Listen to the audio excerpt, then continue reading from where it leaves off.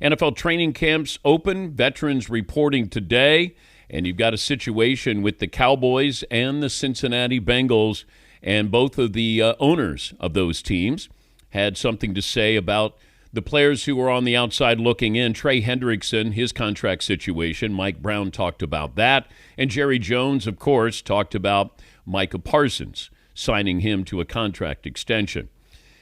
I'll go back to what I talked to Albert Breer about yesterday. He, of course, the Monday morning quarterback. If you're going to eventually pay these players, why have any acrimony? Why not just, we know that Jerry Jones is going to pay Micah Parsons, right? I have a hunch the Bengals will pay Trey Hendrickson. Now, I'm sure they're saving money. I'm sure that they have some business strategy here that I, of course, with my limited education, wouldn't understand. But there's also Jerry Jones, who loves being Jerry Jones. He loves to be, if he had already settled this Micah Parsons contract, then maybe we would be just talking about the Cowboys as a team and how good they're going to be. But it's rarely that. Now, that'll happen later in the season. But with Micah Parsons, Jerry Jones said this about signing him to a contract extension. Just because we sign him doesn't mean we're going to have him. He was hurt 6 games last year. Seriously. We've signed, I remember signing a player for the highest paid at the position in the league, and he got knocked out 2/3 of the year, Dak Prescott. So there's a lot of things you can think about, just as the player does, when you're thinking about committing and guaranteeing money. Okay, you might think this, but you don't have to say the quiet part out loud. Why? Because then all of a sudden, now you're Micah Parsons. How do you feel about this? We go back to Dak Prescott, and I said, don't re-sign him. And plus, you gave him all that money. If you're going to give somebody money, give it to Micah Parsons. But he made Dak the highest-paid quarterback coming off ankle surgery. What's the logic in that? And a guy who's now 32 can't stay healthy, and you gave him all that money? That I don't understand, your business philosophy. As for Micah Parsons, yes. Did he miss games? Yes. When he plays, he's great. You got the Bengals situation with Trey Hendrickson. All he's done is outperform every other edge rusher the last 2 years when it comes to sacks. And the NFL doesn't pay you on what you did. They pay you on what they think you'll do. Here's the Bengals owner, Mike Brown, on Trey Hendrickson. We aren't going to trade Trey. We're working to get Trey signed as we speak here. There are guys over in the office working to get that done. We like Trey as a person. He's a good guy. But when it comes to these negotiations, and we've been through a few of them with him, he pushes hard. He gets emotional. We never have an easy time of it, but there's one thing that is consistent. It always gets done, and I think this one will. Okay, it does get done, but why drag this out? Why have this back and forth? It just doesn't help the tone of the team. The Bengals should be thinking about, hey, how do we make the playoffs this year? Hey, we need a little defense if we're going to make the playoffs. Hey, we spent all this money on offense. Can we stop anybody? There are going to be a lot of shootouts there with the Bengals. Why not just have Trey Hendrickson and whatever you're going to give him, 3-year deal? Now, I know he's 4 years, I think 4 years older than Micah Parsons. Well, he's not Micah Parsons, but he is really good at what he is paid to do. It's just the Bengals are notoriously cheap with this, and that's unfortunate because you spent all this money on your wide receivers and your quarterback. Your quarterback said, I need those guys. Now, I don't know if Joe Burrow said, hey, by the way, I also need somebody who can stop somebody, so I'm not on the field and I have to score touchdowns every single time I'm out there. But maybe that would have helped. But now you look at these situations. Now, will they get done? Yes. These are different approaches because Mike Brown doesn't say much. Jerry Jones says too much. And I don't know why you bring up something with Dak Prescott. I don't know why you bring up something with Micah Parsons. Now, I know he loves to be in the headlines, and the Cowboys are constantly in the headlines. Nobody has produced less but gained more attention in the history of sports than the Dallas Cowboys. And here we are again. Yeah, Paulie. I was actually more bothered by the Bengals owner, Mike Brown, calling Trey Hendrickson emotional about his contract situation. This guy's 30 years old. This is his last chance to get paid. He gets roughed up. He's never gotten the monster contract. This is it. This is his livelihood for him and his family the rest of his life. You could see why I'd be emotional about it.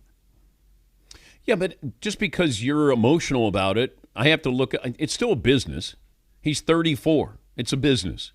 What do I want to pay him? Am I going to pay him T.J. Watt, Micah Parsons, Myles Garrett money? No, I'm not. And you would think you would earn it based off what you've done, but that's not the way it works. Certainly with what the Bengals' approach is on this with Trey Hendrickson. Yes, Eaton.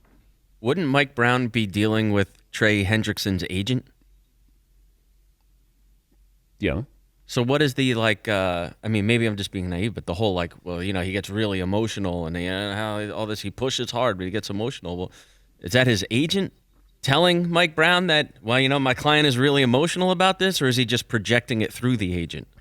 Isn't that the whole point of dealing with an agent, is so that you can do exactly what you just said? You remove emotion from it, and now this is just business. It's just us two. It's not the player who's going to be emotional about it. It's just me, the agent, and the owner. That's it. I think Trey has had some comments, the last couple of months, so I think that's the emotional part of it, but I'm surprised that you do bring up emotion. Yes, this is your contract. Mike Brown's going to have 15 contracts to deal with. This is the only one Trey Hendrickson has, and of course you would be emotional. You've given everything to the team. You've played hard. You've outperformed your contract. But, that if you look at why the NFL is so successful, it is a league that favors owners and fans. So we get to consume. It's great for us, and it's great for the owners. Not necessarily great for the players. And now you have this turmoil with the NFL Players Association, where is there collusion? Was there, the Players Association in cahoots with owners to try to stop these guaranteed contracts after Deshaun Watson? I mean, there's a whole lot going on here. And I think T.J. Watt got his deal done. He got it in his salary that we said this is probably where he's landing, around $40 or $41 million. I just don't understand why it has to be dragged out unless they say, well, we can save X number of dollars by doing it later on. Well, then just tell the player, hey, we're going to get this done. Let's just keep it quiet. No need to go back and forth. But that's the problem with this. It just feels like it's unwanted attention. Now, Jerry loves it. He doesn't care. And I didn't realize this. And I remember that you had a couple of analysts who came on the show, and they said he loves this. He loves the attention more than anything else. It's not about winning. It's about the attention that he gets in the process. And I said, well, if he wins, he'll get a whole lot of attention. But you get addicted to that. Hey, are they talking about our team? Yeah, they are. It doesn't matter. That's one of those, any publicity is good publicity. Jerry Jones subscribes to that. And that's unfortunate. Yes, Todd. If they're ultimately going to pay Parsons, so this is a game of chicken, what is going to change with his ability, or what the numbers are going to be? Jones is going to all of a sudden pay him sooner. The agent's going to take less from the Cowboys because they're concerned he's not going to get the money that he wants? No, he even said, well, you could get hit by a car. Like, what is Yes. That is true. He could get hit by a car. He could get hit by lightning. There could be a lot of bad things that happen. But if you're saying, well, we don't know. Jerry, you've made bad decisions contract-wise before. I don't think this is a bad contract decision. He's going to cost you. You need him. Right now, you're an average team. You overpaid at quarterback. You have drafted pretty well. Somebody in the front office must be doing a great job because they have had some surprise picks. And Jerry, famously had some bad picks, whether it's a head coach or keeping himself as the GM, some of the signings that he has. This one seems logical. Of all the signings, now I love CeeDee Lamb. I thought, okay, pay him. And Micah Parsons is a great disruptor. Dak Prescott is not a great quarterback. He's not a top 10 quarterback, but you paid him that way. Coming off ankle surgery. Yes. Yeah, Paulie. Yeah, that's exactly right. Micah Parsons is exactly the case of give him the contract as fast as you can. Micah Parsons in 4 years, 3-time All-Pro, 4-time Pro Bowler. He's 25 years old. He's technically entering his prime. This seems like the smartest money. It's like the Joe Burrow contract. If you're the Bengals, you're happy to give Joe Burrow the most money in quarterback history at the time because all he did was play well for you, and now he's entering that second contract. He lived up to the draft pick. It's exactly what you want as an owner. It's like the only smart money is that second contract of a sure thing player. I want to make sure I got this correct. Trey Hendrickson he's 30. Is he 30? Yeah, okay. Parsons is 26. Okay, so 4 years older. Okay. I don't know if I said 34, but I think the sack total was 35 maybe over the last 2 years. That's but correct. I'm going to go back to the beginning of last season. And Seton brought this up, and we were just having a casual conversation. He goes, the Cowboys, it's a weird situation they're in. You want Dak to play well, CeeDee Lamb to play well, Micah Parsons to play well. But as a result, you must pay them. So they're going to live up to where you drafted them or how they performed. But then that can be a negative because you do have to pay these guys $130 million, $140 and $160 million. Well, that's 3 players where you got $130 million each season with these guys. And you don't have the performance that goes along with it because of the other players on the team. So it was kind of a good situation, but it was going to go bad because if they played well, you have to pay them commensurate to that. And that's exactly what happened. These guys are going to be – Micah will be the highest paid non-quarterback in the NFL. You got Dak, who's the highest paid quarterback, and CeeDee Lamb, who's, top 5 wide receiver with what he's getting paid. Those are good things that they play well. It's just I never would have signed Dak Prescott to that contract extension. Yes, Paul? But you can go back to a mistake off a player who played well. Ezekiel Elliott, drafted in 2016. 1,600 yards, 1,000 yards, 1,500 yards, 1,400 yards. He carried the ball more than anyone in the sport for 4 straight years, and they gave him the monstrous second contract where he started going downhill.